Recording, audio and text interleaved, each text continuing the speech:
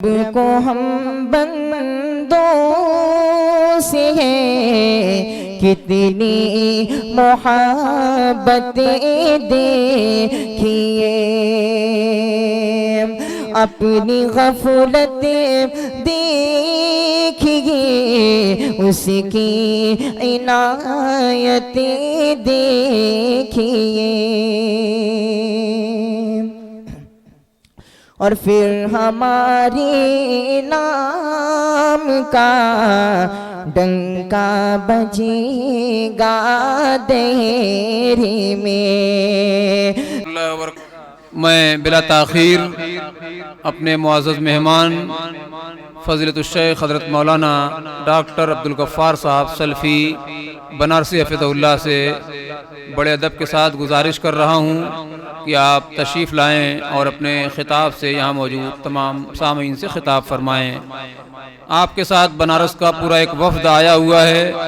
मैं अपने उस वफ़द का तहे दिल से यहाँ जनाब फ़ैयाज़ अहमद साहब जो हमारे इस मस्जिद के ज़िम्मेदार हैं उनकी जानिब से और जनाब हाफिज़ मंजूर अहमद साहब की जानिब से मैं उस वफ़द का और इस इलाके में यहाँ अतराफ़ से क़ुर्ब जवार से हमारे जो भी भाई तशरीफ़ लाए हैं मैं सबका तहे दिल से शुक्रिया अदा करता हूँ और सबको अहलन व सहलन मरहबा खुश आमदीद कहता हूँ। जज़ाकुमुल्लाह खैर। अस्सलामु अलैकुम वरहमतुल्लाहि वबरकातुहू।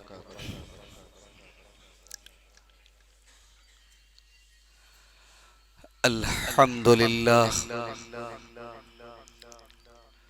नहमदुहु व नस्तईनुहु व नस्तगफिरुहु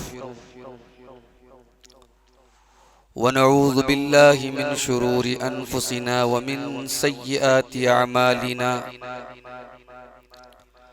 मन यहदिहिल्लाहु फला मुदिल्ल लहु व मन युद्लिल फला हादिय लहु व अशहदु अन ला इलाहा इल्लल्लाहु वहदहु ला शरीक लहु व अशहदु अन्ना मुहम्मदन अब्दुहु व रसूलुहु। या अय्युहल्लज़ीना आमनुत्तक़ुल्लाहा हक़्क़ तुक़ातिही व ला तमूतुन्न इल्ला व अंतुम मुस्लिमून। या अय्युहन्नासुत्तक़ू रब्बकुमुल्लज़ी ख़लक़कुम मिन नफ़्सिन वाहिदा व ख़लक़ मिन्हा ज़ौजहा व बत्त मिन्हुमा रिजालन कसीरन व निसाअ वत्तक़ुल्लाह अल्लज़ी तसाअलून बिही वल अरहाम इन्नल्लाह काना अलैकुम रक़ीबा। या अय्युहल्लज़ीना आमनुत्तक़ुल्लाह वक़ूलू क़ौलन सदीदा युस्लिह लकुम अअमालकुम व यग़फ़िर लकुम ज़ुनूबकुम व मन युतिइल्लाह व रसूलहु फ़क़द फ़ाज़ फ़ौज़न अज़ीमा। अम्मा बाद फ़इन्न खैरल हदीथ किताबुल्लाह व खैरल हदी हदी मुहम्मदिन सल्लल्लाहु अलैहि वसल्लम व शर्रल उमूरि मुहदसातुहा व कुल्ल मुहदसतिन बिदअह व कुल्ल बिदअतिन ज़लालह व कुल्ल ज़लालतिन फिन्नार। अऊज़ु बिल्लाहि मिनश शैतानिर रजीम। बिस्मिल्लाहिर्रहमानिर्रहीम। या अय्युहल्लज़ीना आमनू इन तंसुरुल्लाह यंसुरुकुम व युसब्बित अक़दामकुम। मुअज़्ज़ज़ सदर मजलिस, उलमाए किराम, मुहतरम बुजुर्गों, नौजवान भाइयों, प्यारे बच्चों, अल्लाह के इस घर में आज की ये दीनी मजलिस मुनक़िद हुई और मगरिब की नमाज के बाद ही ये प्रोग्राम शुरू हुआ। रास्ते में कुछ मसाइल की वजह से हम लोगों को थोड़ी आने में ताख़ीर हुई। बहरहाल मैं आज आपके सामने उम्मते मुस्लिमा की जो हालत इस वक्त पूरी दुनिया में और बिलखुसूस हमारे मुल्क में है,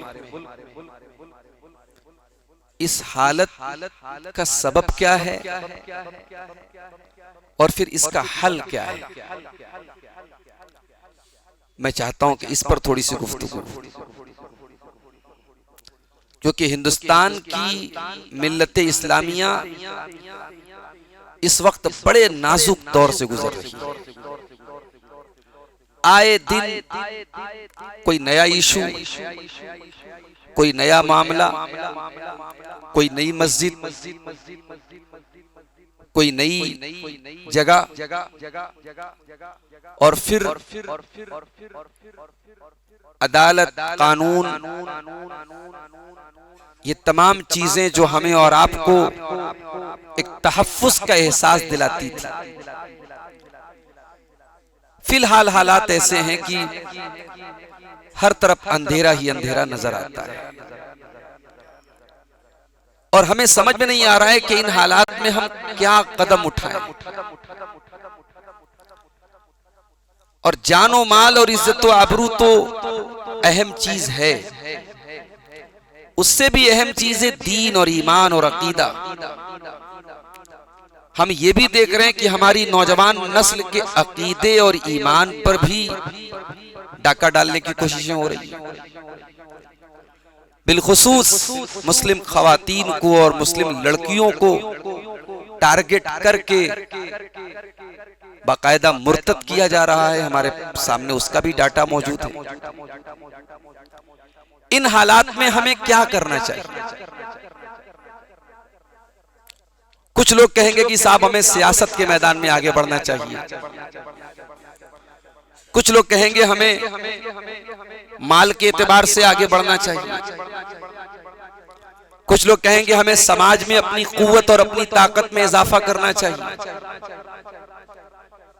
ये तमाम चीजें अपनी जगह अहमियत रखती है, सियासी ताकत, माली ताकत, समाजी असर और रसूख, इसकी अपनी अहमियत है। मगर मैं आपकी तवज्जो कहीं और लेके जाना चाहता हूं। हम और आप मुसलमान हैं, हम अल्लाह के आखिरी नबी के उम्मती हैं, हमारा एक मकाम है, हमारी एक वैल्यू है। और कुरान करीम जब हमारी ये वैल्यू बयान करता है तो कोई ऐसा तो नहीं कि कुरान सिर्फ 1400 साल पहले की वैल्यू बयान करता है। कुरान अगर ये कहता है कुंतुम खैर उम्मतिन उखरिजत लिन्नास, मुसलमानों तुम दुनिया की सबसे बेहतरीन कम्युनिटी हो, सबसे बेहतरीन उम्मत हो, कुरान की तो हर बात यूनिवर्सल ट्रुथ है। कुरान कोई एक दौर की किताब तो नहीं, कुरान तो कयामत तक की किताब है। तो कुरान ने हमारे बारे में भी कहा था कि तुम बेहतरीन उम्मत। अगर सहाबा के बारे में कहा तो नबी अकरम सल्लल्लाहु अलैहि वसल्लम की वो उम्मत जो कयामत तक रहेगी, उस पूरी उम्मत के बारे में कुरान ये कह रहा है। तो हम कहां हैं खैर उम्मत? हम तो जलील हैं, हम तो अपने जानो माल और इज्जत व आबरू की लड़ाई लड़ रहे हैं। अब तो हमारे हालात ये हो गए कि हम इंसाफ की गुहार भी लगाएं तो किससे लगाएं, भरोसा करें तो किसके ऊपर करें। तो मैं ये चाहता हूं कि हम सहाबे किराम के दौर पे चलें और हम ये देखें कि सहाबे किराम को अल्लाह के नबी सल्लल्लाहु अलैहि वसल्लम ने कहां से उठाया था, वो सोसाइटी कैसी थी, वो समाज कैसा था। और 23 साल की मुख्तसर सी मुद्दत के अंदर सहाबे किराम पूरी दुनिया में छा गए। उस दौर की सुपर पावर ताकतों ने मुसलमानों का लोहा माना। मुसलमान जहां गए एक रेपुटेशन लेकर गए, एक सम्मान लेकर के गए, एक इज्जत लेकर के गए। लोगों ने खुशी से उनके दीन को कबूल किया। तो कुरान करीम में हमें इस सवाल का जवाब मिलता है कि वो फर्क क्या है जो बुनियादी फर्क हमारे और सहाबे किराम के बीच। या अय्युहल्लज़ीना आमनू इन तंसुरुल्लाह यंसुरकुम तुम लाख दुनिया की ताकत में इजाफा कर लो, सियासी एतबार से, समाजी एतबार से, माली एतबार से मजबूत हो जाओ, ये फॉर्मूला अगर नहीं अपनाओगे अल्लाह की मदद नहीं आएगी।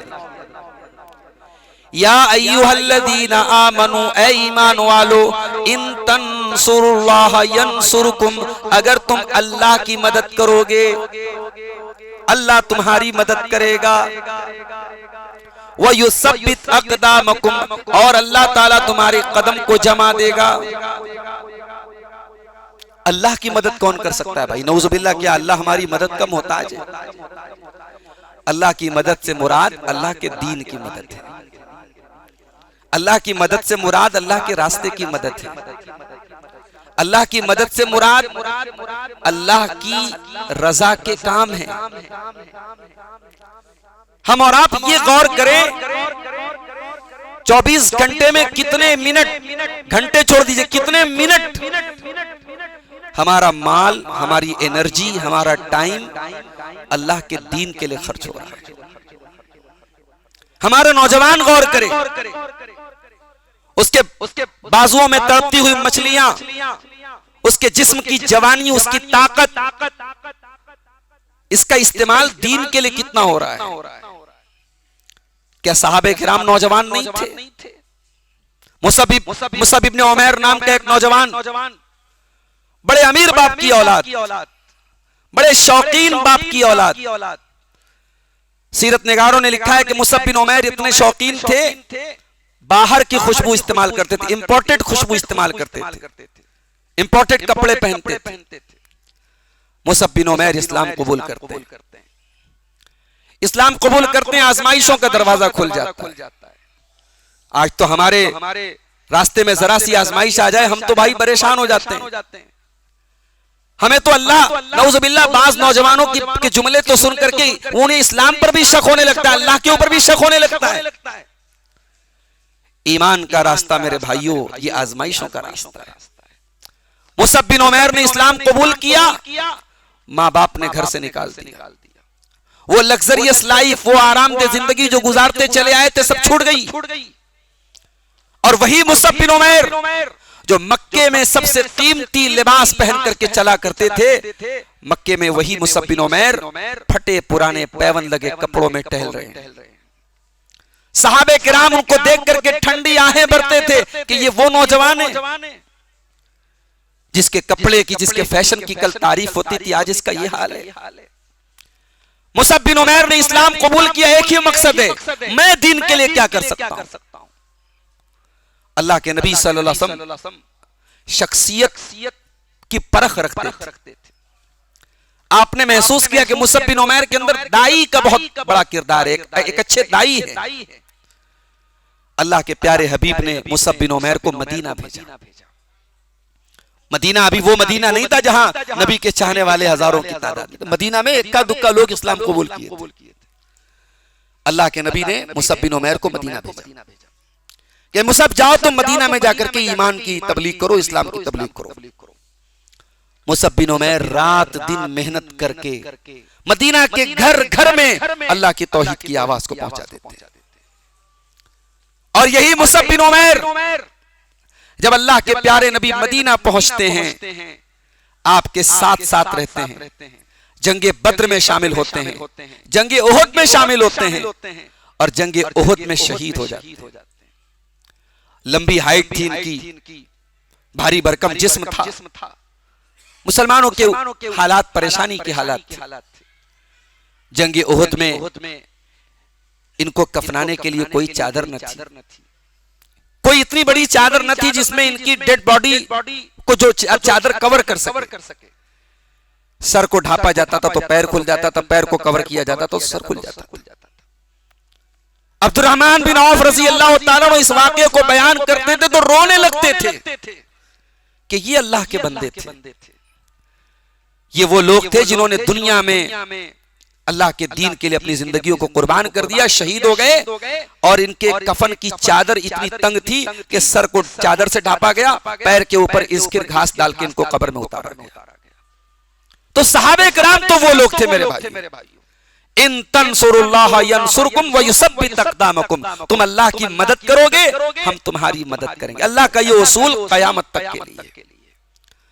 मुसलमान की जिंदगी में दीन नाम की कोई चीज ना हो, अल्लाह की तौहीद से उसका कोई ताल्लुक ना हो, प्यारे नबी सल्लल्लाहु अलैहि वसल्लम के बताए हुए रास्ते से भटक जाए, वो बिदात और खुराफात में जिंदगी गुजारे, इंसानों की बनाई हुई आइडियोलॉजी, इंसानों के बनाए हुए नजरियात को रसूल के बताए हुए नजरिए से मुकद्दम करे और फिर ये उम्मीद करे, ये एक्सपेक्ट करे कि अल्लाह की मदद आएगी। नहीं मेरे भाई, अल्लाह ने कुरान करीम में एक उसूल ये भी बयान किया है, इन्नल्लाह ला युगय्यिरु मा बिक़ौमिन हत्ता युगय्यिरु मा बिअनफुसिहिम व इज़ा अरादल्लाहु बिक़ौमिन सूअन फला मरद्द लहु व मा लहुम मिन दूनिही मिन वाल। अल्लाह ताला किसी कौम के हालात को तब तक नहीं बदलता जब तक वो कौम अपने करतूत को न बदलती। हम इज्जत की रोटी खाएं, चैन से रहें, अल्लाह तबारक व तआला हमारी इज्जत की रोटी हमसे कभी नहीं छीनेगा, हमारा चैन और सुकून कभी खत्म नहीं होगा। शर्त यह है कि हमारे करतूत भी वैसे हों। अच्छा, बाज लोग कहते हैं कि ये मौलाना लोग जो है ना, मुसलमानों पर कुछ भी हालात आए ये ईमान की बात करते हैं, अकीदा की बात करते हैं, दीन की बात करते हैं। दुनिया की बात करो, इस पर बात करो कि हमारी तादाद कितनी है, हमारी ताकत कैसी है, आप सिर्फ दीन की बात करते हैं। मैं आपको एक वाकया सुनाता हूं। गज़वे उहद हुई, नबी के दौर में गज़वा हुआ, गज़वे उहद। मुसलमान इस जंग में जीती हुई जंग हार गए, जंग का पासा अचानक पलट गया, मुसलमान जो जंग जीत चुके थे वो हार गए। अल्लाह के प्यारे नबी जख्मी हुए, 70 सहाबा शहीद हुए, बड़ी तकलीफ हुई मुसलमानों को जानो माल की। उस तकलीफ भरे लम्हे में कुरान की आयत उतरती है और कुरान की आयत में अल्लाह ताला सहाबा से ये नहीं कहता तुम्हारी तादाद कम थी, तुम्हारे हथियार कमजोर थे। अल्लाह ने कहा हत्ता इज़ा फशिलतुम व तनाज़अतुम फिल अम्रि व असयतुम मिन बादि मा अराकुम मा तुहिब्बून। ऐ मुसलमानों, जब तुम सुस्त पड़ गए, आपस में इख्तिलाफ करने लगे, रसूल की नाफरमानी करने लगे दुनिया का माल देख करके, मिनकुम मन युरीदुद दुनिया व मिनकुम मन युरीदुल आखिरा, तुम में से एक जमात उन लोगों की हो गई जो माले गनीमत के चक्कर में नबी के हुक्म को तोड़ करके मैदान जंग में चले गए, जहां नबी ने उनको रखा था, तैनात किया था, मुतय्यन किया था, उस जगह को छोड़ के चले गए। सहाबे किराम जख्मी हैं, अल्लाह के प्यारे नबी जख्मी हैं, 70 सहाबा के जनाजे रखे हुए हैं और कुरान की ये आयत नाज़िल हो रही है। कुरान हमें और आपको दर्स दे रहा है कि मुश्किल से मुश्किल हालात में एहतिसाब नहीं रुकना चाहिए, अपनी कमियों को टटोलना, इसमें कोई हरज की बात नहीं है। और वही मुसलमान जो जंगे उहद में इतने परेशान हुए, उससे खतरनाक जंग हुई जंगे अहज़ाब। पूरा मदीना घेर लिया था काफिरों ने, मगर अल्लाह ताला ने मदद की। सन 8 हिजरी में जंगे उहद के 6 साल के बाद मक्का फतह हो गया, खाने काबा में अल्लाह अकबर की आवाज गूंजने लगी। तो मेरे भाइयों, सहाबे किराम की सीरत, नबी की सीरत जब आप पढ़ेंगे आपको मुख्तलिफ दौर मिलेंगे और वो दौर हमें ये बता रहे हैं कि जब सहाबे किराम को अल्लाह ताला ने आजमाया तो हम और आप किस खेत की मूली हैं भाई, हमारी क्या हैसियत है। अलिफ लाम मीम अहसिबन नासु अन युत्रकू अन यक़ूलू आमन्ना व हुम ला युफ्तनून। क्या लोगों ने ये समझ रखा है उनको आजमाया नहीं जाएगा? क्या लोगों ने ये समझ रखा है कि ईमान के रास्ते में फितने नहीं आएंगे, आजमाइशें नहीं आएंगी? वलक़द फ़तन्नल्लज़ीना मिन क़ब्लिहिम फ़लयअलमन्नल्लाहुल्लज़ीना सदक़ू वलयअलमन्नल काज़िबीन। ईमान का रास्ता है तो आजमाइश तो आएगी, फितने तो आएंगे मेरे भाई। और क़यामत जैसे जैसे करीब आएगी ये फितने बढ़ते चले जाएंगे। अल्लाह के प्यारे नबी सल्लल्लाहु अलैहि वसल्लम फरमाते हैं बादिरू बिल आमाल फितनन, ऐ मेरे सहाबा, ऐ मुसलमानों, ऐ मेरी उम्मत के लोगों, अमल में जल्दी करो इससे पहले कि फितनों का दौर आ जाए। और इस कदर फितने पैदा हो जाएं कक़ित्इल मुस्लिम, जैसे अंधेरी रात में आसमान में सिर्फ अंधेरे नजर आते हैं, वैसे फितने इस कदर नजर आएंगे, उजाला नहीं नजर आएगा, रोशनी नजर नहीं, हर तरफ फितने ही फितने नजर आएंगे। आपने फरमाया युस्बिहुर रजुलु मुमिनन व युमसी काफिरा, सुबह को एक इंसान मोमिन होगा, शाम को काफिर हो जाएगा, शाम को मोमिन होगा, सुबह को काफिर हो जाएगा। अपने ईमान को 12 घंटे बचाना मुश्किल हो जाएगा। क्यों? क्या बहुत टॉर्चर किया जाएगा, बहुत तकलीफ दी जाएगी? नहीं। फरमाया यबीउ दीनहु बिअरदिन मिनद दुनिया, दुनिया के चंद टकों के बदले इंसान अपने ईमान का सौदा कर देगा। हम उस दौर में जिंदगी गुजार रहे हैं मेरे भाई।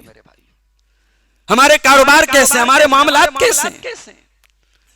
हमारा इस्लाम शुरू होता है मस्जिद के गेट के अंदर, मस्जिद के गेट के बाहर हम अपनी मर्जी के मालिक हैं। हमारा शादी ब्याह, अभी सिद्धार्थनगर में एक शादी हुई, बड़ा वीडियो वायरल हुआ, मुसलमान की शादी है, 20 लाख रुपए के नोट हवा में लहरा दिए गए। मुसलमानों की शादियों में कौन से रस्म और रिवाज, कौन से वो काम नहीं हो रहे हैं जो गैर करते थे मेरे भाई? हमारे और उनके बीच में फर्क क्या है? वज़ा में तुम हो नसारा तो तमद्दुन में हुनूद, ये मुसलमान है जिन्हें देख के शर्माए यहूद। हमारा इस्लाम शुरू होता है मस्जिद के गेट के अंदर। ये फर्क है हमारे और सहाबे किराम के बीच में। उनका इस्लाम मस्जिद के अंदर भी था, मैदान जंग में भी था, बाजार में भी था, लेन देन में भी था, मामलात में भी था। वो एक अच्छे शौहर भी थे, वो एक अच्छे भाई भी थे, वो एक अच्छे पड़ोसी भी थे, वो एक अच्छे इंसान भी थे, वो एक अच्छे ताजिर भी थे, वो एक अच्छे मजदूर भी थे। उनको जो ड्यूटी मिली, जो जर्रा जहां है वही आफताब है। उनको जो नबी ने काम सौंपा, उन्होंने समाज में जो रोल प्ले किया, उन्होंने मुसलमान का रोल प्ले किया। हम और आप दूसरों के बारे में शिकवा करते हैं। हमें मौका मिलता है अपनों के साथ हम जुल्म करने में कोई कोताही नहीं करते। हमें दुनिया की अदालतों से शिकवा है कि साहब हमारे साथ नाइंसाफी हो रही है। हमने कब इंसाफ किया अपनों के साथ? भाई को मौका मिला, भाई के साथ नाइंसाफी किया। बेटे को मौका मिला, बाप के साथ नाइंसाफी किया। बाप को मौका मिला, बेटे के साथ नाइंसाफी किया। इंसाफ का गला तो सबसे पहले हम घोटते हैं।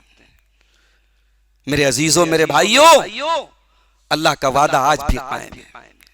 ये दीन अल्लाह का है और अल्लाह अपने दीन की जरूर मदद करेगा। इस दीन पर चलो तो सही। मुसलमानों की एक बड़ी तादाद आज शिर्क में लथपथ है। उसे पट्टी पढ़ा दी गई कि साहब ये हम जो कर रहे हैं ना, ये औलिया किराम की मोहब्बत है, ये बुजुर्गों की मोहब्बत है। मुसलमान वहां सजदे कर रहा है जहां काफिर भी सजदे नहीं करता है। माफ कीजिएगा। तेरे दीन की पहचान तौहीद है। तेरे नबी ने पत्थर खाए इसी तौहीद के लिए। तेरे नबी ने अकेले पूरे मक्का वालों की दुश्मनी मोल ली तौहीद के लिए, और तेरी जिंदगी में तौहीद की कोई अहमियत नहीं। मेरे भाइयों, तौहीद हमारे दीन की बुनियाद है और तौहीद के बगैर अल्लाह की मदद नहीं आएगी। अल्लाह ने कुरान में कह दिया, वादल्लाहुल्लज़ीना आमनू मिनकुम वअमिलुस्सालिहाति लयस्तक्लिफन्नहुम फिल अर्दि कमस्तक्लफल्लज़ीना मिन क़ब्लिहिम। अल्लाह का वादा है ईमान वालों से, नेक अमल करने वालों से, अल्लाह जमीन में उनको खलीफा बनाएगा। वलयुमक्किनन्न लहुम दीनहुमुल्लज़ी इर्तदा लहुम, अल्लाह उनके दीन को गालिब करेगा। वलयुबद्दिलन्नहुम मिन बादि खौफिहिम अमना, अल्लाह उनको अमन और चैन अता फरमाएगा। शर्त क्या है? याबुदूननी ला युशरिकून बी शैआ, मेरी इबादत करो, मेरी इबादत में किसी को शरीक मत करो। और आप ये ना समझें साहब कि हमारा अकीदा तो बहुत अच्छा है, हम तो शिर्क नहीं करते, हम तो गैरुल्लाह के आगे सर नहीं झुकाते। आपको सिर्फ अपनी फिक्र नहीं करनी, अपने बच्चों की भी फिक्र करनी है। जिन लोगों ने अपनी आने वाली नस्लों की फिक्र नहीं की, अपने रिश्तेदारियों में, अपनी शादी ब्याह में उन्होंने दीन को तरजीह नहीं दी, वो तो तौहीद पर रहे। उनकी आने वाली नस्लें शिर्क व बिदअत के रास्ते पे चली गई। अगर इब्राहिम खलीलुल्लाह को अपनी औलाद की और नस्ल की फिक्र है, और इब्राहिम खलीलुल्लाह कहते हैं वजनुबनी व बनिया अन नअबुदल असनाम, कि इलाही तुम मुझे और मेरे बच्चों को बुत परस्ती से बचा, तो हम और आप मेरे भाइयों, हमें और आपको तो और ज्यादा फिक्र होनी चाहिए। हमारी परेशानी और जिल्लत और रुसवाई का एक सबब यह भी है कि आज हमने दीन के सिलसिले में नबी का बताया हुआ मनहज और नबी का बताया हुआ रास्ता छोड़ दिया। आज हर जगह 1.5 ईंट की एक दीवार खड़ी है। हर शख्स अपनी एक बोली बोल रहा है, हर शख्स कुरान की अपने हिसाब से तफसीर कर रहा है, हर शख्स हदीस की अपने हिसाब से इंटरप्रिटेशन कर रहा है। माफ कीजिएगा, कुरान और हदीस यकीनन दीन तो कुरान और हदीस का नाम है। कुरान और हदीस सिर्फ दीन सिर्फ कुरान और हदीस का नाम है, मगर कुरान और हदीस की एक्सप्लेनेशन भी वही चलेगी जो सहाबे किराम ने समझी थी। मनमानी नहीं चलेगी। नबी की कोई हदीस है, कुरान की कोई आयत है, उसका जो मतलब सहाबा ने नहीं समझा, जो ताबईन ने नहीं, जो इस उम्मत के बेहतरीन लोगों ने नहीं समझा, आज आप एक नया मतलब निकाल रहे हैं, आज आप एक नई तावील कर रहे हैं। आप नौजुबिल्लाह कुरान करीम को मॉडर्नाइजेशन कर रहे हैं, कुरान करीम का हदीस का मॉडर्नाइजेशन कर रहे हैं। एक आदमी पैदा होता है, कहता है साहब दज्जाल कोई इंसान नहीं होगा, दज्जाल तो ये शैतानी ताकत का नाम है। हदीस में आता है दज्जाल के माथे पर काफिर लिखा होगा, कहते हैं काफिर से मुराद अमेरिका और फ्रांस है। अमेरिका के आखिर में का है, फ्रांस के शुरू में फेरे है, तो काफिर हो गया अमेरिका और फ्रांस मिलकर, यही दोनों दज्जाल है। और ऐसी चीजों और ऐसी दावत के मानने वाले हमारे नौजवान हो भी जाते हैं। दरभंगा का एक आदमी खड़ा हुआ, शकील बिन हनीफ नाम का। इस वक्त उसके गुर्गे जो है दिल्ली में, औरंगाबाद में, पूरे हिंदुस्तान में फैले। वो अपने आप को ईसा कहता है, अपने आप को मेहदी कहता है। हमारा नौजवान उसकी बात मान भी लेता है। ये क्यों हो रहा है? क्योंकि हमने ये अथॉरिटी सबको दे दी कि तुम कुरान को अपने हिसाब से एक्सप्लेन करो, तुम हदीस को अपने हिसाब से एक्सप्लेन करो। हम कहते हैं कुरान और हदीस की वही एक्सप्लेनेशन चलेगी जो सहाबे किराम के दौर में थी। नबी ने हमें सिर्फ कुरान और हदीस नहीं दिया है, कुरान और हदीस की एक्सप्लेनेशन भी दी है। कुरान और हदीस पर प्रैक्टिकल अमल करके दिखाया है सहाबे किराम। उसी का नाम मनहजे हक है, उसी का नाम मनहजे सलफ है। अल्लाह के प्यारे नबी ने फरमाया, तरक्तुकुम अलल बैदा लैलुहा कनहारिहा, मैं तुमको ऐसे रास्ते पे छोड़ के जा रहा हूं, ऐसे मनहज पे छोड़ के जा रहा हूं जो मनहज बिल्कुल क्लियर है। नबी के दौर में, सहाबे किराम के दौर में, ताबईन के दौर में जो मनहज था वही मनहज आज हमें अपनाना पड़ेगा। और आगे बढ़िए। अभी शेख ने तकरीर में एक बात की, इत्तेहाद की बात। हमारे बीच में इत्तेहाद नहीं, मसलकी इत्तेहाद छोड़ दीजिए, जात बिरादरी का इख्तिलाफ हमारे दरमियान है, इलाकाई तासुब हमारे दरमियान है, जबानों का तासुब हमारे दरमियान है। इतने तासुबात में मुसलमान घिरा है कि हम दूसरों को क्या इत्तेहाद का दर्स दें। हमें तो नबी अकरम सल्लल्लाहु अलैहि वसल्लम ने एक धागे में पिरोया था। मेरे भाई, मेरे नबी ने जो दीन दिया था, उस दीन में जात बिरादरी के हिसाब से कोई आला, कोई अशरफ, कोई रजील, कोई अशरफ नहीं है। मेरे नबी ने जो दीन दिया था, उस दीन में कोई ऊंचा कोई नीचा नहीं है। मेरे नबी ने जो दीन दिया था, उस दीन में रंगो नस्ल की बुनियाद पर कोई ऊंच नीच नहीं। मेरे नबी ने जो दीन दिया था, उस दीन में ऊंच और नीच का सिर्फ एक मेयार है। इन्न अक्रमकुम इंदल्लाहि अत्काकुम, तकवा आपके अंदर कितना है, अल्लाह का डर कितना है। अल्लाह क्या बस यही मैटर करेगा, आपकी जात, आपकी बिरादरी, आपके पुरखे कौन थे। हाँ, पितरम सुल्तान बूद, मेरा बाप बहुत बड़ा बादशाह था, माफ कीजिएगा, अल्लाह के ये मैटर नहीं करता है। अल्लाह के यहाँ बगावत पर हो आमादा तो डूबे नूह का बेटा, बगावत पर हो आमादा तो डूबे नूह का बेटा, यहाँ नामो नसब की बरतरी से कुछ नहीं होता। इब्राहिम का बाप जहन्नम की आग में जा रहा है और नूह अलैहिस्सलाम का बेटा जहन्नम की आग में जा रहा है। लूत अलैहिस्सलाम की बीवी अपने शौहर पर ईमान ना लाने की वजह से जहन्नम में जा रही है, और फिरौन जैसे जालिम की बीवी आसिया जन्नत का रास्ता तय कर रही है। अल्लाह के यहाँ ये रिश्ते, ये नाते, ये खानदान, ये मैटर नहीं करता मेरे भाइयों, अल्लाह के ईमान और अमल मैटर करता है। इत्तेहाद पैदा करो मेरे भाई, और इत्तेहाद की बुनियाद वो भी कुरान ने बता दी। जब तक बुनियाद पर नहीं आओगे, जब तक उस प्लेटफॉर्म पे नहीं आओगे, ये इत्तेहाद की आवाजें आती तो रहेंगी, इत्तेहाद कभी पैदा नहीं होगा। इत्तेहाद उसी कलमे के जरिए पैदा होगा, उसी आवाज के जरिए पैदा होगा। इस आवाज पर अल्लाह के नबी ने सहाबा को मुत्तहिद किया था। कभी मौका मिले आप तारीख पढ़ के देखें, वो अरब के लोग जिनके अंदर कबाइली असबियत इस कदर थी, जरा सी बात पे बरसों तक जंगे चलती थी, नस्ल दर नस्ल जंगे चलती थी। नबी ने ऐसा भाई भाई बना दिया कि हजरत उमर बिलाल हबशी से कहते हैं कि बिलाल हमारे आका हैं, और हमारे आका अबू बकर ने हमारे आका बिलाल को आजाद किया है। जिस समाज में गुलाम को जानवर समझा जाता था, उस गुलाम में बिलाल जैसे इंसान को, जो किसी दौर में गुलाम थे, हजरत उमर फारूक अपना आका कह रहे हैं। ये मोहब्बत इस्लाम ने पैदा की है, ये मोहब्बत जनाब मोहम्मद रसूलुल्लाह सल्लल्लाहु अलैहि वसल्लम पैदा की है। इस्लाम तो हमें वो मिजाज देता है, अल मोमिनु लिल मोमिन कल बुनियान यशुद्दु बाज़ुहु बाज़ा। मोमिन मोमिन के लिए इमारत की तरह हो।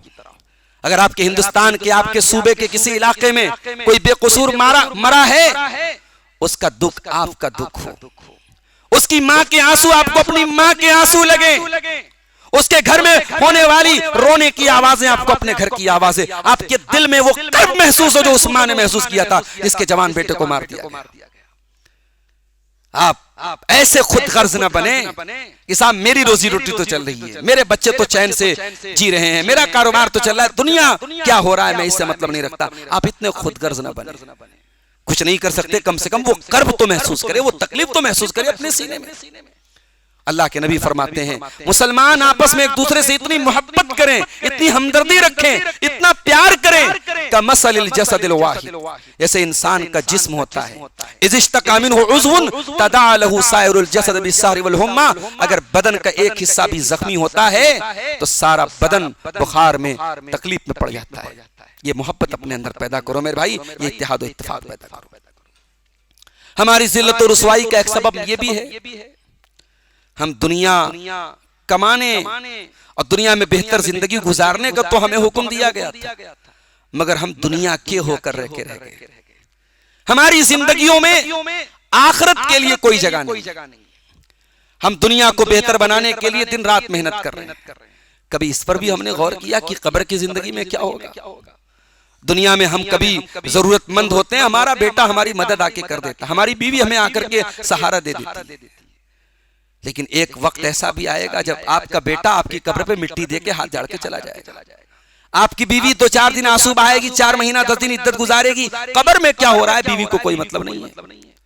कयामत का दिन होगा, फला अंसाब बैनहुम यौमइज़िन वला यतसाअलून। न बीवी बेटे, न बीवी शौहर के काम आएगी, न बेटा बाप के काम आएगा। उस दिन हमारा क्या होगा? कभी इस पर हमने गौर किया मेरे भाई? हमारे प्यारे नबी सल्लल्लाहु अलैहि वसल्लम अपने बेटी को, अपने खानदान के लोगों को कहते हैं, अनक़िज़ू अनफ़ुसकुम मिनन नार, अपने आप को जहन्नम की आग से बचा लो। ऐ मेरी बेटी फातिमा, अपने आप को जहन्नम की आग से बचा लो। कभी हमारे अंदर ये सोच पैदा हुई कि हमारी फैमिली जहन्नम की आग से कैसे बचे? उसके लिए हम क्या इंतजाम कर रहे हैं? फैमिली के साथ अच्छे मोमेंट तो हम सब गुजारते हैं, खाते हैं, घूमते हैं, फिरते हैं, तफरीह करते हैं। कभी हमने इस मसले पर भी गौर किया कि हमारी फैमिली के अंदर दीन कितना है, हमारे बच्चों के अंदर आखिरत का खौफ कितना है, हमारे माँ बाप, हमारे फैमिली के अंदर दीन का जज्बा और एहसास कितना है? हजरत उमर बिन अब्दुल अजीज रहमतुल्लाह अलैह जब खलीफा हुए, रात भर बिजी थे। जाहिर खलीफा हुए, नया चार्ज संभाला है उन्होंने, बड़ी जिम्मेदारियां थी, इसको देना है, उसको देना है, ये करना है, वो करना है। पूरी रात गुजर गई। फजर की नमाज पढ़ के बिस्तर पे जाने लगे। उनका 17 साल का बेटा था अब्दुल मलिक। उसने कहा, अब्बा जान कहाँ, क्या करने जा रहे हैं? कहा, बेटा इन्नी उरीदु अन अग़फ़ुव ग़फ़वतन, बेटा रात भर का थका हूं, थोड़ा सुस्ताने जा रहा हूं। कहा, अब्बा जान बरसों से मजलूमों के साथ जुल्म हुआ है, कितने मजलूम आपके इंतजार में है कि उनको उनका हक मिलेगा, और आप आराम करने जा रहे हैं। का बेटा रात भर का जगा हूं, जोहर तक आराम कर लेता हूं, फिर नमाज के बाद अपने काम को कंटिन्यू करूंगा। 17 साल का बेटा अपने बाप से कहता, अब्बा जान इस बात की जमानत है कि आपके पास कि आप जोहर तक जिंदा रहेंगे? इस बात की गारंटी है आपके पास? का नहीं बेटा, इस बात की गारंटी तो नहीं है। कहा, अब्बा जान अल्लाह न करे अगर इसी हालत में आप चले गए, उम्मत के अमीरुल मोमिनीन की हैसियत से आप अल्लाह के यहाँ जाएंगे, आप क्या जवाब देंगे? लोगों की उन आसरा लगाई हुई निगाहों का आप क्या जवाब देंगे? हजरत उमर बिन अब्दुल अजीज ने अपने बेटे को सीने से लगाया और कहा, अल्हम्दुलिल्लाहिल्लज़ी अखरज मिन सुल्बी, ऐ अल्लाह तेरा करम है कि तूने ऐसी औलाद से नवाजा है जो दीन के रास्ते पे मेरी मदद करती है। फैमिली हो तो ऐसी हो मेरे भाई, परिवार हो तो ऐसा हो। शौहर भटकने लगे, बीवी हेल्प करे, बीवी गलत रास्ते पे जाने लगे, शौहर मदद करे, औलाद से कहीं चूक हो, माँ बाप उसको रहनुमाई करें। ये एक मुसलमान की फैमिली होनी चाहिए। आज अफसोस की बात है, हमारे अंदर दीनदारी है तो इंडिविजुअली दीनदारी है। बेटा नमाज पढ़ रहा है, बाप बेफिक्र है, बाप नमाज पढ़ रहा है, बेटे को कोई फिक्र नहीं। इंसान अपनी फैमिली पर क्यों मेहनत नहीं कर रहा, अपने परिवार पर क्यों मेहनत नहीं कर रहा है, इस पर हमें गौर करने की जरूरत है। आज नौजवानों के हालात आप देखें, बड़ी तादाद में हमारे नौजवान नस्ल में ज़िनाकारी सरायत कर चुकी है। मैं कोई हवाई बात नहीं कर रहा हूं, मैं रियल ऑन ग्राउंड बात कर रहा हूं। आज हमारी नौजवान नस्ल बड़ी तादाद में बदकारी में डूबी हुई। आप शहरों के, गांव के, कस्बों के हर जगह के हालात में देख रहा हूं। वजह क्या है? आसान हो गया है गुनाह करना। एक जमाना था बदकारी करना, जिनाकारी करना, उस तक रसाई बहुत मुश्किल थी। आज सोशल मीडिया के प्लेटफॉर्म ने आसान कर दिया है। एक गैर महरम लड़की से किसी लड़के का बात करना बड़ा मुश्किल था। आज इंस्टाग्राम है, फेसबुक है, व्हाट्सएप है, आसान है। ये सोशल मीडिया ने आज जिनाकारी को परोस कर रख दिया है मेरे भाई। आप यकीन नहीं करेंगे, 5 टाइम का नमाजी, रातों में तहज्जुद पढ़ने वाला, अगर उसके पास भी स्मार्टफोन है तो उसका भी इस बुराई से बचना आज मुश्किल हो चुका है। बहुत सारे नौजवान इस बुराई में मुब्तला है। मेरे प्यारे साथियों, एक ऐसे दौर में जहां जिनाकारी और बदकारी इतनी आम होती चली जा रही है, और ये कोई सहाबा का दौर भी नहीं है कि जहां जिनाकारी पर 100 कोड़े मारे जाएं कुंवारे को, और शादीशुदा को पत्थरों से मार के खत्म कर दिया जाए, जहां औरतें पर्दे में निकल, यहां तो बेपर्दगी है, बेहयाई है, कोई इस्लामी कोई ऐसी कानून और सजा भी नहीं है। एक ऐसे दौर में कैसे हमारा नौजवान बचेगा? 2 चीजें उसको बचा सकती। एक तो अल्लाह का डर। जब तक आप अपनी नौजवान नस्ल के दिल में अल्लाह का डर नहीं डालेंगे, अल्लाह का ऐसा डर जो ऑटोमेटिक उसको ये एहसास दिलाए कि हाँ ये गलत है।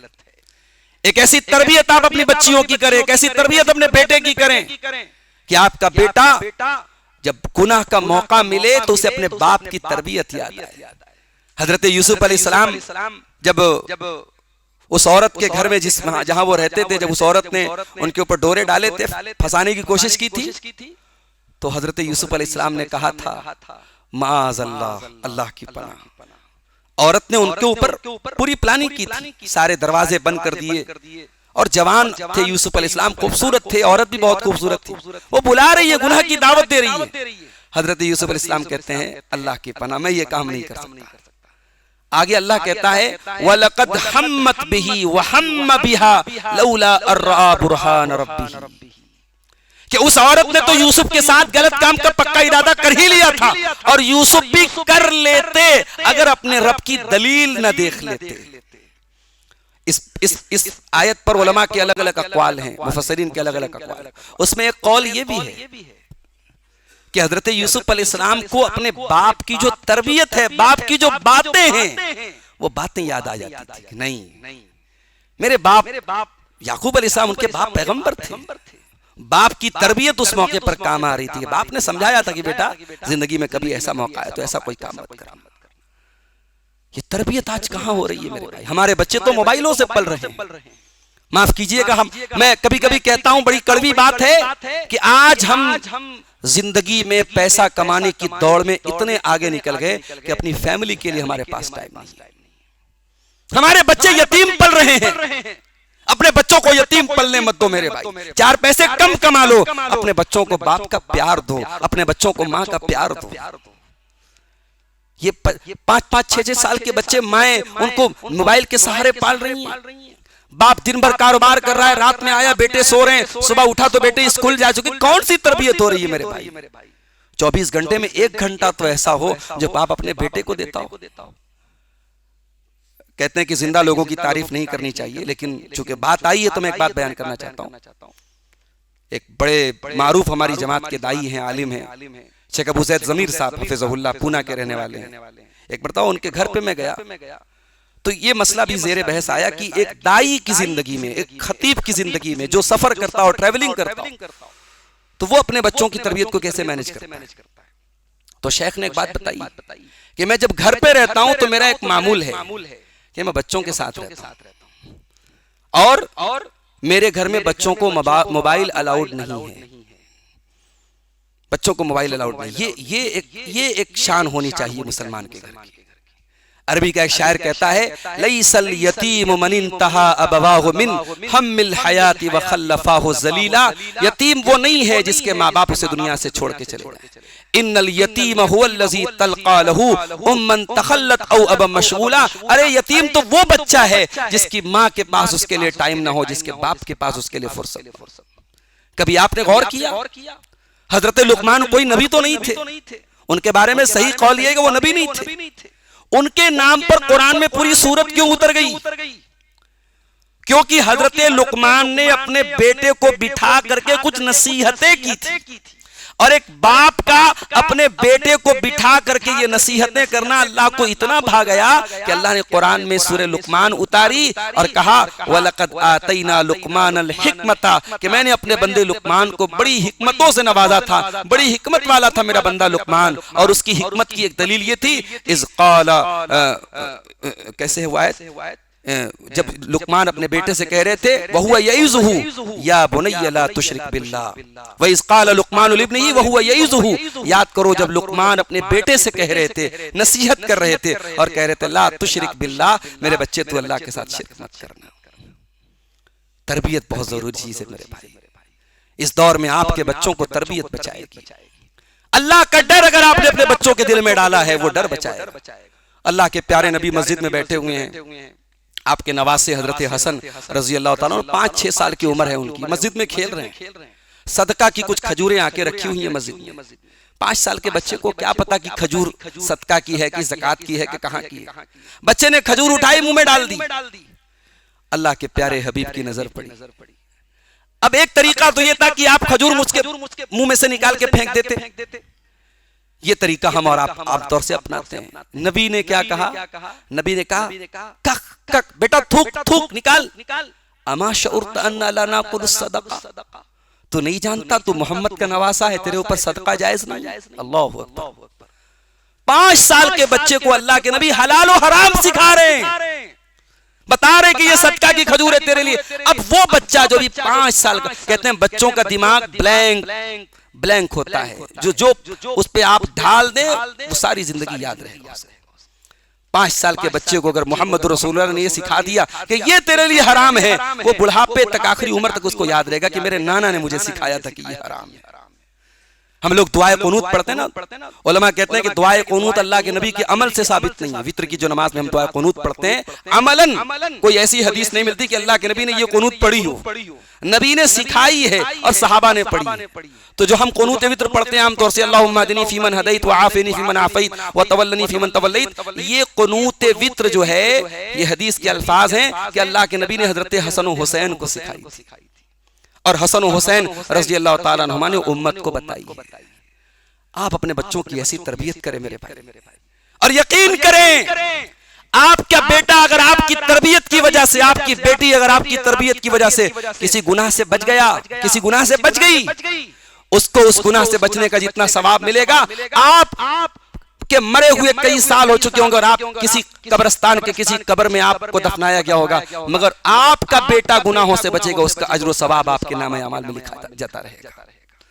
बच्चों की तरबियत करो मेरे भाई, अल्लाह का डर उनके अंदर पैदा करो। और जिनाकारी और बदकारी के इस दौर में दूसरा बड़ा अहम काम, निकाह को आसान करो। निकाह को आसान करो, सिर्फ बयान की हद तक नहीं, प्रैक्टिकली। अभी बनारस में हमारे साथियों में से, हमारे अजीजों में से एक साहब ने अपने बेटे की शादी की। माशाअल्लाह ताकत वाले हैं, पैसे वाले हैं। उन्होंने कहा, नहीं साहब हम कोई जहेज का एक सामान नहीं लेंगे। हालांकि अब तो भाई कहीं कहीं तो बिरादरियों में और खानदानों में जहेज एक स्टेटस होता है कि भाई हम क्यों नहीं, हम अपनी बेटी को क्यों नहीं देंगे। लेकिन अगर बेटे का बाप अड़ जाए कि हम नहीं लेंगे तो नहीं लिया उन्होंने। कुछ शादी हुई अल्हम्दुलिल्लाह, अल्लाह बरकत दे उस निकाह में। तो ये एक पहल है, हमें इसकी शुरुआत करनी चाहिए। निकाह को हम आसान करें, सिंपल करें। और मैं ये भी कहूंगा सिर्फ जहेज का ना लेना, सिर्फ बारात को ना लेके जाना ये काफी नहीं। आज उम्मत को बहुत सारे मसाइल दरपेश है मेरे भाई, बहुत सारी जगहों पर उम्मत को सरमाए की जरूरत है। आज हमारे यहाँ दावतों में भी जो एहतमाम हो रहा है और जो वैरायटी है, कहीं कहीं तो मैंने देखा कि 20-20 तरीके के आइटम हैं और एक बड़ा सरमाया इन दावतों पे खर्च हो रहा है। ये मुनासिब बात नहीं है मेरे भाई। ठीक है, आपके पास दौलत है, दौलत जरूरी नहीं कि उसको एक स्टेटस बनाया जाए। आप सिंपल तरीके से अपने दोस्तों को, अकारिब को, रिश्तेदारों को आप दावत दें। आप वलीमा में भी सादगी का एहतमाम करें। जरूरी नहीं कि आप, लोग क्या समझते हैं वलीमा सुन्नत है तो साहब हम अपने स्टेटस के एतबार से करेंगे। वलीमा में भी सादगी अपनाएं, निकाह को आसान करें। अल्लाह के प्यारे नबी के दौर में आपने अपनी बेटियों के निकाह किए, सहाबा ने अपने निकाह किए, उसमें करोड़पति लोग, उस्मान गनी करोड़पति आदमी थे, चाहते तो एक शानदार वलीमा की दावत जो पूरे मदीना में रिकॉर्ड में लिखी जाती, ऐसी कोई दावत उस्मान गनी ने नहीं की, क्योंकि उम्मत को बहुत सारी जगहों पे माल की जरूरत थी। तो हम निकाह को आसान करें मेरे अजीजों। और आगे बढ़िए, हमारे जवाल के असबाब में से बहुत बड़ा सबब ये है मेरे भाई कि हम कुरान करीम से दूर हो चुके हैं।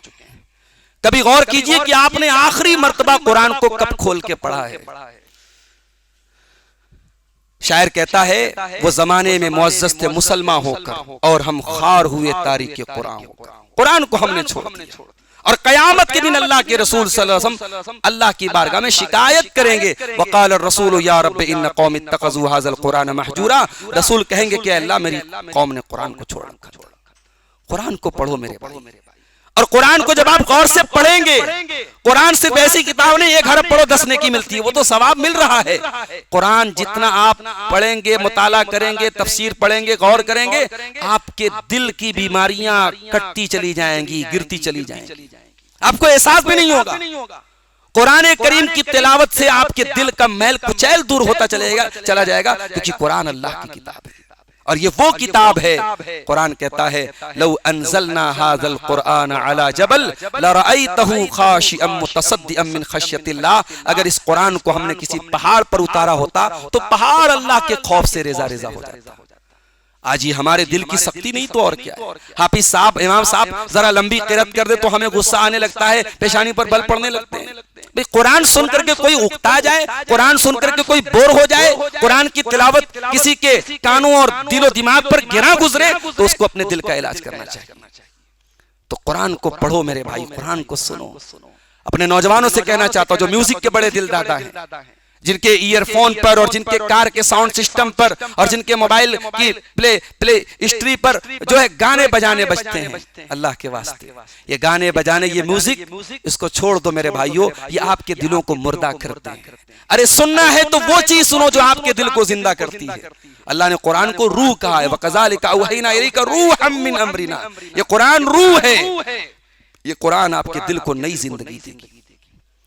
मैं तो बाज ऐसे कारियों को देखता हूं, अफ्रीका के कुछ कारी है, जैसे मिसाल के तौर पर एक कारी है अफ्रीका के सूफी अब्दुल रशीद। कभी आप यूट्यूब पर सर्च कीजिए उनको, सूफी अब्दुल रशीद अफ्रीका के कारी हैं। बड़ी नॉर्मल सी आवाज है उनकी, ज्यादा कोई ऐसी दुम धड़ाके वाली आवाज नहीं, नॉर्मल सी आवाज है, मगर अल्लाह अकबर जब कुरान पढ़ते हैं सुनते चले जाओ, ऐसा लगता है कोई दरिया है जो बहता चला जा रहा है। जो हमारे अइम्मे हरमैन हैं, अभी मौजूदा जो नए अइम्मा आए हैं हरमैन में, उसमें एक बड़ा अहम नाम है शेख बदर तुर्की का, क्या कुरान पढ़ते हैं। मेरे भाइयों, कुरान आप एक अच्छे कारी की आवाज में सुने, उससे भी आपको अपने दिल की कैफियत बदलती हुई महसूस होगी। मेरे अजीजों, जवाल के इस दौर में इमाम मालिक रहमतुल्लाह अलैह का वो जुमला हमें याद रखना चाहिए, लन यस्लुहा आखिरु हाज़िहिल उम्मह इल्ला बिमा सलह बिही अव्वलुहा। इस उम्मत में बाद में आने वाले लोगों की इस्लाह नहीं हो सकती। फार्मूला वही रहेगा, तरीका वही रहेगा, दवा वही रहेगी जो पहले के लोगों की दवा थी। जो तरीका साहबे किराम ने अपनाया, ईमान और अमल को लेके उठे, प्यारे नबी के दीन को लेकर के उठे और पूरी दुनिया में छा गए, वही काम हमें और आपको करना है। अपने कौल और अमल में हमें इस्लाम पैदा करना है। रुस्तम के दरबार में हजरत रबी बिन आमिर रज़ी अल्लाह ताला जब पहुंचे थे और रुस्तम ने कहा था कि ऐ मुसलमानों, तुम क्यों आए हो, ईरान की ताकत से क्यों जंग करना चाहते हो, क्यों दुनिया की बड़ी बड़ी ताकतों से तुम क्या चाहते हो, तुम्हारा मकसद क्या, तुम्हारा पर्पस क्या है, तुम्हारी जिंदगी का टारगेट क्या है। तो हजरत रबी बिन आमिर ने कहा था कि जिना लिनुखरिजल इबादा मिन इबादतिल इबाद इला इबादतिल्लाह। ऐ रुस्तम, हम इसलिए आए हैं ताकि अल्लाह के बंदों की गुलामी से निकाल कर अल्लाह की गुलामी की तरफ लेके जाएं, और दुनिया की तंगियों से निकाल कर आखिरत की कुशादगी की तरफ लेके जाएं, और दुनिया के अदियाने बातिला के जुल्म और सितम से निकाल कर इस्लाम की शीतल छाया में लेके जाएं। हम तो इसलिए दुनिया में आए हैं। मेरे भाइयों, इस्लाम इतना बुरा तो नहीं जितना आज बुरा उसको बना दिया गया।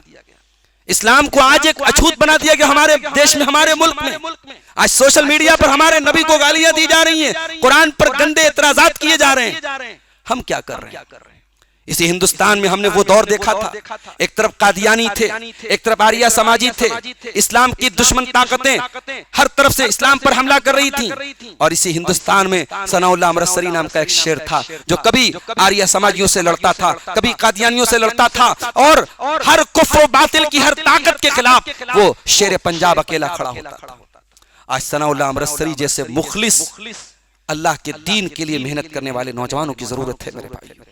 आज इस्लाम का खुल करके इस्लाम का तारुफ भी करना है और इस्लाम का डिफेंस भी करना है।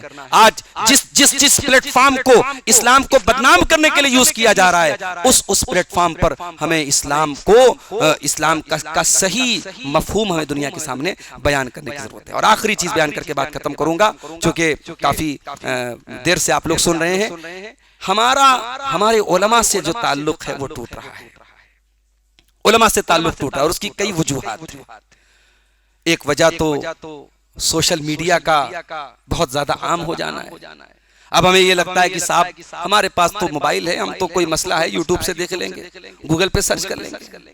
आप ये बात याद रखिए, गूगल हो चाहे यूट्यूब हो, इस पर हर तरीके के लोग मौजूद हैं, हर तरीके की फिक्र के लोग मौजूद हैं। आप फिल्टर नहीं कर सकते। आप कैसे परखेंगे कौन सही है कौन गलत है?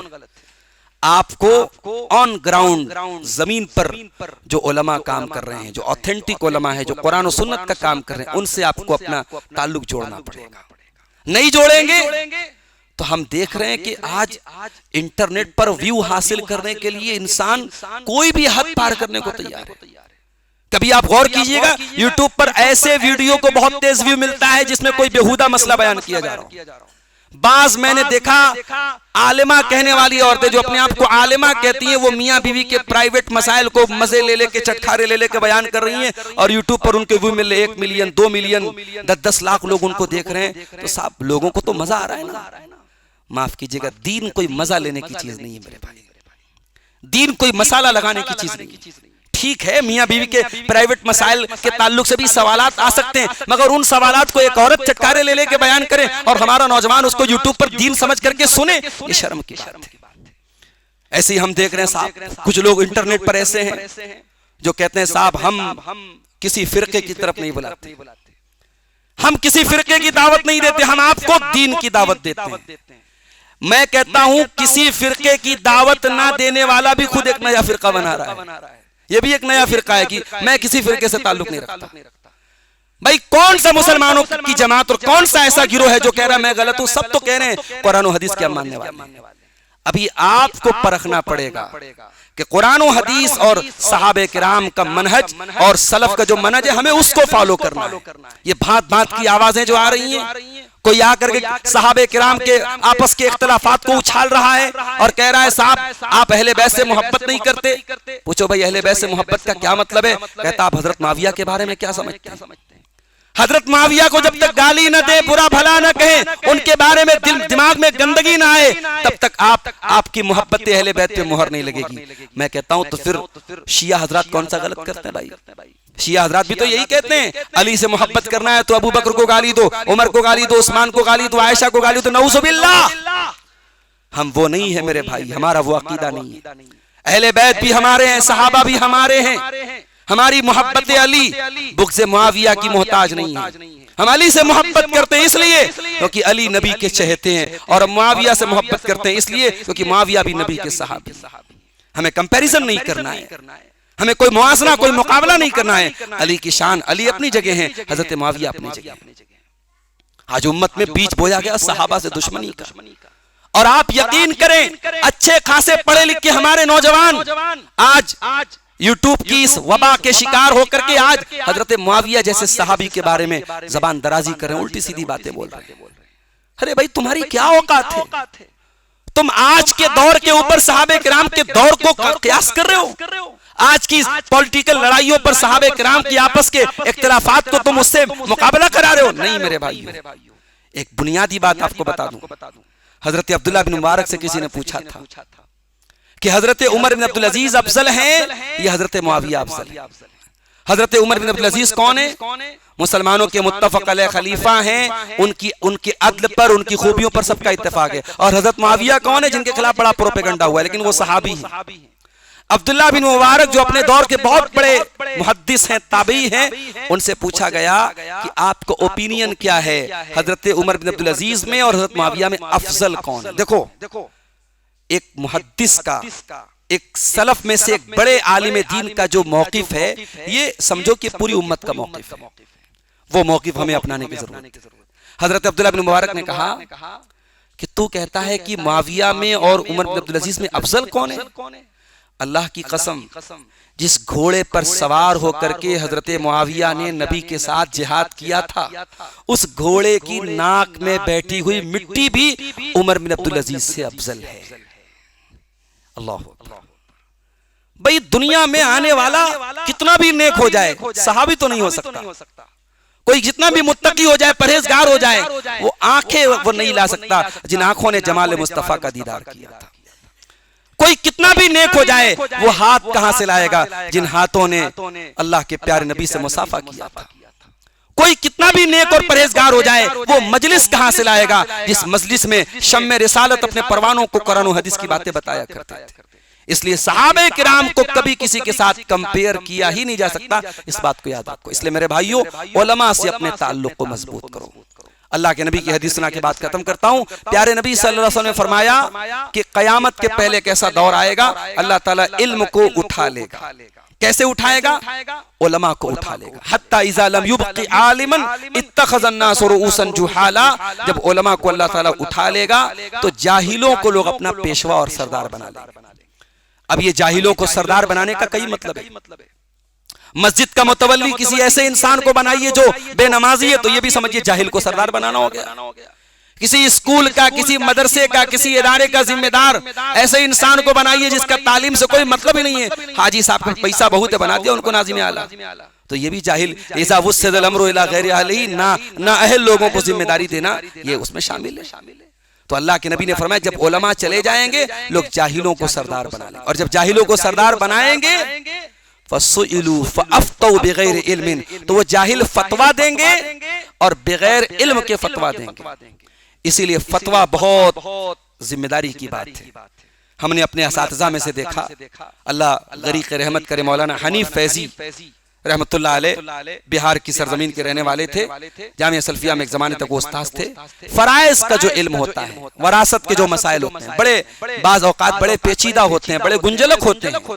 तो लोग फतवा पूछने आते थे तो और असातिज़ा कहते थे नहीं, ये फतवा फराइज़ का फतवा है, आप मौलाना हनीफ साहब से जाके मुलाकात कीजिए। ये उलमा के दरमियान ये होना चाहिए। हर आदमी हर फील्ड का माहिर नहीं है। मैं बाद ऐसे उलमा को जानता हूं जो फिक़्ह के बहुत माहिर हैं, फ़िक़ही उमूर के बहुत माहिर हैं। हमारे सामने जो कोई मसला आता है उनसे डिस्कस करते हैं। नहीं, आपको मसला नहीं मालूम है, आप बोल दीजिए आई डोंट नो, मैं नहीं जानता, ला अदरी, इसमें कोई ऐप की बात नहीं है। तो अल्लाह के नबी ने फरमाया कि जाहिल लोग जब मुफ्ती बनेंगे तो हर मसले का जवाब देंगे बगैर इल्म के, और खुद भी गुमराह होंगे और दूसरों को भी गुमराह करेंगे।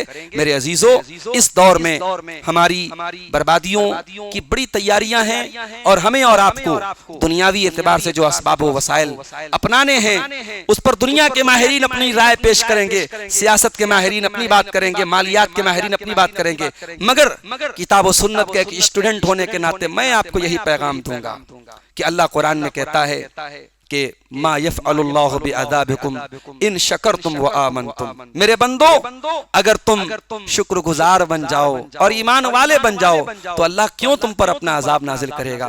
व कान अल्लाहु शाकिरन अलीमा, अल्लाह तो बड़ी कदर करने वाला और तुम्हारे दिलों के हाल को जानने वाला है। इसलिए मेरे भाइयों, अल्लाह की तरफ रुजू करें और उससे तौबा और इस्तिग़फ़ार करें, उससे रात के अंधेरों में उससे माफ़ी मांगें और उसके करम का और उसकी रहमतों का सवाल करें। इस वक्त मुल्क के हालात, इस वक्त मुल्क के जो हालात है मेरे भाइयों, वो देख करके हर दर्दमंद दिल रोता है, हर वो आंख भीग जाती है जिस आंख में उम्मत और मिल्लत की जर्रा बराबर फिक्र हो। मेरे अजीजों, ये वक्त सिर्फ अपनी जात के लिए नहीं, पूरी मिल्लत के बारे में बड़ी संजीदगी से गौर करने की और उसके बारे में जो है दिमाग लगाने की और एक मुनज़्ज़म तरीके से उम्मत को किस तरीके से इस बुहरान से निकाला जाए उस पर काम करने की जरूरत है। अल्लाह से दुआ है रब्बुल आलमीन हमारे जो भी परेशानियां हैं और हमारे जो भी मसाइल हैं अल्लाह उनको हल फरमा दे। अल्लाह रब्बुल आलमीन हमारी सफ़ों में इत्तेहाद पैदा फरमा दे।